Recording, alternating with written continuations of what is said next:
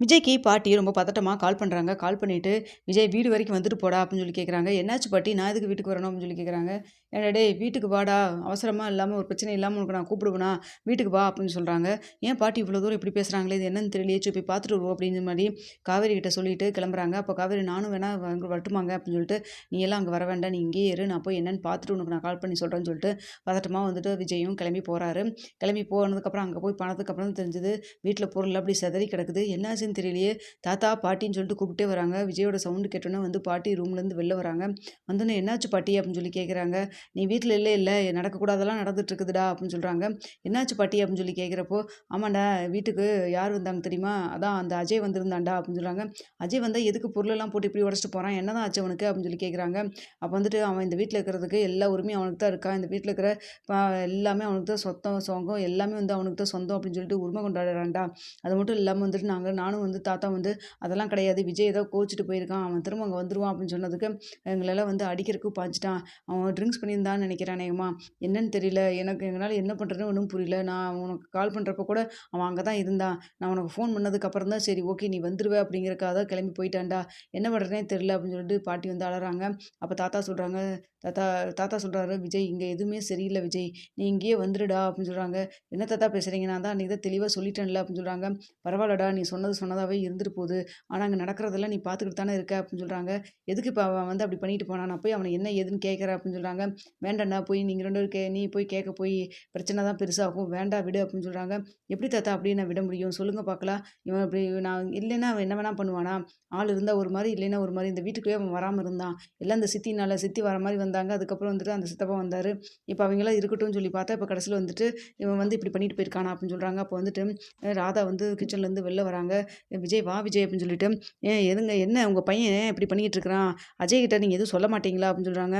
"நான் சொன்னா எதுவும் கேட்கற நிலைமையில அவன் இல்ல" அப்படின்னு சொல்றாங்க. "ஏன் என்னாச்சு?" அப்படின்னு சொல்லி கேட்கிறப்போ, "எல்லாம் அந்த பசுபதி ஏதோ தூண்டி விட்டுருப்பான் போல இருக்கு. இங்க வந்து தேவையில்லாம பேசி பிரச்சனை பண்ணி பொருளெல்லாம் போட்டு இப்படி அராஜகம் பண்ணி வச்சுட்டு போயிருக்கிறான். என்ன பண்றேன்னு எனக்கும் ஒண்ணும் புரியல" அப்படின்னு சொல்றாங்க. "ஏன் சித்தி நீங்களே இப்படி சொன்னா எப்படி? நீங்க தானே அவன கொஞ்சமாவது சொல்லி திருத்தணும்" அப்படின்னு சொல்லிட்டு இருக்கிறாங்க. "அதான் சொல்றேனே, சொன்னாலும் கேட்கற நிலைமையில அவன் இல்ல" அப்படின்னு சொல்லிட்டு இருக்கிறாங்க. "சொன்னாலும் கேட்கற நிலைமையில இல்லையா? அப்படி என்ன அவனுக்கு? நான் போய் அவன என்ன ஏதுன்னு பார்த்துட்டு உண்டு இல்லைன்னு பண்ணிட்டு வரேன்" அப்படின்னு சொல்றாங்க. "டேய் டேய் அப்படிலாம் எதுவும் பண்ண வேண்டாம்" அப்படிங்கிற மாரி சித்தி கேட்குறாங்க. "இங்க பாருங்க சித்தி, உங்களுக்காக தான் நான் வந்துட்டு போனா போதுன்னு சொல்லிட்டு விட்டு வச்சா, அவன் வந்து ரொம்ப ஓவரா தான் பண்ணிட்டு இருக்கிறான் இல்லையா?" அப்படின்னு சொல்லிட்டு இருக்கிறாங்க. அப்போ கோவமா வந்துட்டு பசுபதி வீட்டுக்கு அங்க போறாங்க. போனோனே வந்துட்டு ராகினி வராங்க. "எதுக்கு இங்க வந்திருக்க? என்னாச்சு உனக்கு?" அப்படின்னு சொல்லி கேட்குறாங்க. "உன் புருஷன் எங்க?" அப்படின்னு சொல்லி கேட்குறாங்க. "ஆ அஜய் இங்க இல்லையே" அப்படின்னு சொல்றாங்க. "இங்க இல்லாம எங்க போயிருப்பான்? நீங்கலாம் சொல்லிக் குடுத்தாலும் அங்க வந்து தேவையில்லாம பிரச்சனை பண்ணிட்டு வந்தான். எங்க அவன?" அப்படின்னு சொல்லி கேட்குறாங்க. "இங்கேலாம் அஜய் இல்ல, ஒண்ணும் இல்ல. நீ ஃபர்ஸ்ட்டு கிளம்பி போ" அப்படின்னு சொல்றாங்க. "நீ போனா போயிடணுமா?" அப்படின்னு சொல்லி பேசிட்டு இருக்கிறப்ப கரெக்ட்டா பசுபதி உள்ளேருந்து வராரு. "ஏன் உனக்கெல்லாம் ஒரு கையில கட்டு போட்டது பத்தலையா? இன்னும் 2 கையும் உடைச்சு உனக்கு மொத்தத்திலேயே அடுத்தவங்களுடைய உதவி இருந்தா தான் உன்னால வந்து எல்லாமே பண்ண முடியும் அப்படிங்கிற அளவுக்கு ஆகணுமா உனக்கு? நான் தான் அன்னைக்கே சொல்லிட்டு போனேன்ல, ஏன் ராகினி உன்கிட்டயும் அன்னைக்கே நான் சொல்லிட்டு போனேன்ல, உங்க அப்பா நல்லபடியா உயிரோட இருக்கணும்னா, என் விஷயத்துல தலையிடாம இருக்கணும்னு சொல்லியிருக்கேன்ல. அப்புறம் என்ன? எதுக்காக வந்துட்டு இப்ப அங்க வந்து விஜய் அப்படி அஜய் அப்படி பண்ணிட்டு போனான்" அப்படின்னு சொல்லி கேட்குறாங்க. "இங்க பாரு, அஜய் எங்க போனான்? என்னத்துக்கு அப்படி பண்ணான்லாம் எங்களுக்கு எதுவுமே தெரியாது. உண்மையாப்பா" அப்படின்னு சொல்லிட்டு இருக்கிறாங்க. "இங்க பாரு, நீ வாய தொறந்தா பொய். நீயும் உங்க அப்பாவும் எப்படி பொய் பேசுவீங்கன்னு எனக்கு தெரியும். கொஞ்சம் வாய மூடு நீயி" அப்படின்னு சொல்லிட்டு இருக்கிறாங்க. அப்போ கரெக்ட்டா அஜய் உள்ள இருந்து சத்தம் கேட்டு வராங்க.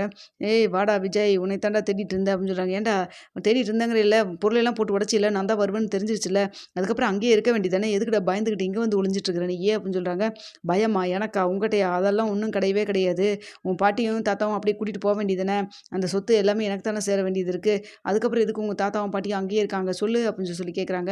"நீ தான் வீட்டோட மாப்பிள்ளையா போயிட்டியா அந்த ஒண்ணுமில்லாத வீட்டுக்கு, அப்புறம் எதுக்குடா நீ வந்து இங்க வந்து பேச வர?" அப்படிங்கிற மாரி அஜய் கேட்குறாங்க.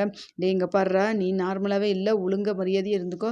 தேவையில்லாம பேசி கோவத்த கிளப்பாத. ஏற்கனவே வந்துட்டு நான் செம கோவத்துல இருக்கேன்" அப்படின்னு சொல்லிட்டு இருக்கிறாங்க. அப்போ வந்துட்டு, "என் மாப்பிள்ளைய நீ வந்து அடிச்சிருவியா நீ? என் மேல கை வச்ச மாரி என் மாப்பிள்ளை மேல கை வச்சு பாரு" அப்படின்னு சொல்லிட்டு பசுபதி வந்து எகறாரு.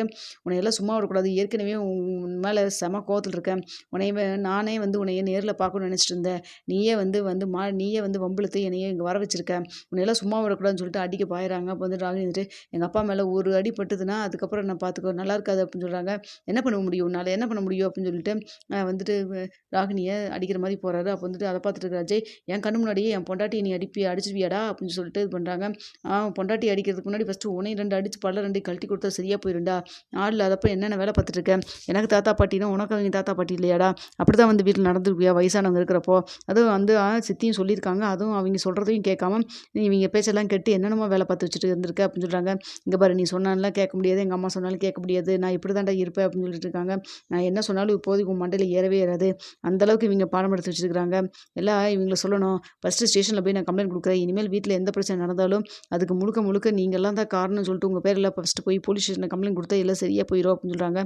ஏன்டா காசு எடுக்கிறப்போ துள்ளுனேன், இப்போ ஒன்றுமே இல்லாமல் ஓட்டாண்டியாக போய் உங்கள் மாமியார் வீட்டில் போய் ஓஸ் சாப்பாடு சாப்பிட்டு உட்காந்துருக்கேன், இப்போ உனக்கு இவ்வளோ திமிராடா அப்படின்னு சொல்லிட்டு பேசுகிறாங்க பசுபதி. இதை பார்த்தோன்னே இங்கே பாரு, தேவையில்லாமல் ஏதாவது பேசிட்டு இருந்தீங்கன்னா நல்லா இருக்காது பார்த்துக்கோ அப்படின்னு சொல்லிட்டு இருக்கிறாங்க. ஏய் உண்மையை தானே சொன்னேன், உண்மையை சொன்னான்னு உனக்கு அவ்வளோ கோவம் வருதா, அதானே உண்மை அப்படின்னு சொல்கிறாங்க. அப்போ ராகினி சிரிக்கிறாங்க. ராகினியை பார்த்துட்டு இங்கே பாரு, நீங்கள் 3 பேருமே ஒழுங்காக இருக்க மாட்டீங்கன்னு தெரிஞ்சு போச்சு, 3 பேருமே எங்கிட்ட நல்லா முத்து நல்லா வாங்க போகிறீங்க அப்படின்னு சொல்லிட்டு இருக்கிறாங்க. இங்கே பாருப்பா, உண்மையை சொன்னால் எப்படி கோவம் வருது பாருப்பா, சொன்னாலும் சொல்லாட்டி அதானப்பா உண்மை அப்படின்னு சொல்லி சொல்கிறாங்க. இதெல்லாம் கேட்டுட்டு விஜய்க்கு செம கோவம் வந்துடுது. இப்போ சொல்கிறேன் நல்லா கேட்டுங்க. டேய் அஜய், உனக்கு தாண்டா மெயினாக நல்லா கேட்டுக்கடா. அந்த வீட்டிலேருந்து ரூபா கூட உனக்கு கிடையாதுடா. ஃபஸ்ட்டு உங்கள் அம்மாவும் உங்கள் அப்பாவும் ஃபஸ்ட்டு உன் வீட்டுக்கு அனுப்பிச்சி விட்றேன். இனிமேல் யாராவது என் வீட்டு பக்கம் வாங்கடா பேசிக்கிறேன் நான். அது மட்டும் இல்லாமல் வந்துட்டு அதிலேருந்து ரூபா கூட யாருக்கும் கிடையாதுன்னு திரும்ப நான் அதை சொல்லிக்கிறேன். அந்த பணத்தை நான் வந்துட்டு யூஸ் பண்ண மாட்டேன்னு நான், ஆனால் வந்து அதுலேருந்து உங்களுக்கெல்லாம் ஒரு சல்லி பைசா கிடையாது பார்த்துக்குங்க அப்படின்னு சொல்லிட்டு கிளம்புறாரு. அப்போ வந்துட்டு என்னடா நீ யூஸ் பண்ண மாட்டேன், இவன் தம்பிக்கும் கொடுக்க மாட்டேன், அப்போ என்ன பண்ண போகிற நீ, அனாதை ஆசிரமத்துக்கு எழுதி வைக்க போறியா அப்படின்னு சொல்லி கேட்குறாங்க. ஏய் இங்கே பாரு, அது என் சொத்து, நான் என்னமோ பண்ணிட்டு போகிறேன், அதை பற்றி உங்கள்கிட்ட சொல்லணும் விளக்கம் கொடுக்கணும் எந்த ஒரு அவசியம் கிடையாது.